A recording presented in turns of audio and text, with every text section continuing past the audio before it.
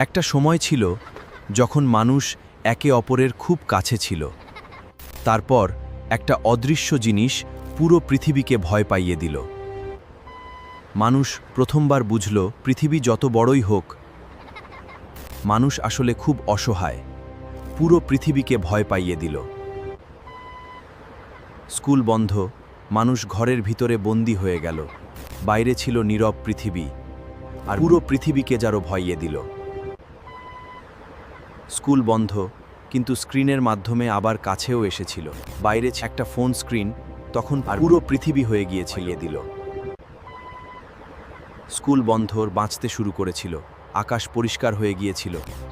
পাখির শব্দ আবার শোনা যাচ্ছিল, হয়তো পৃথিবী একটু শান্তি পেয়েছিল। কিছু মানুষ তখনও বাইরে ছিল। ডক্টরস, নার্সেস, ডেলিভারি ওয়ার্কার্স, তারা নিজেদের ভয় লুকিয়ে অন্যদের বাঁচানোর চেষ্টা করছিল। অনেক মানুষ কখনো ফিরে আসেনি। কিছু নাম আজও মানুষের হৃদয়ে আটকে আছে, কারণ কিছু শূন্যতা কখনো পূরণ হয় না। কিন্তু পৃথিবী থেমে থাকেনি। অনেক মানুষ কখনো ফিরে আসেনি। মানুষ আবার বাইরে বের হলো, আবার হাসতে শিখল, আবার বাঁচতে শিখল। কিন্তু পৃথিবী থেমে থাকেনি। অনেক মানুষ কখনো ফিরে আসেনি। মানুষ আবার বাইরে বের হলো। তাই যতদিন আছি একটু ভালোবাসা ছড়িয়ে যাই।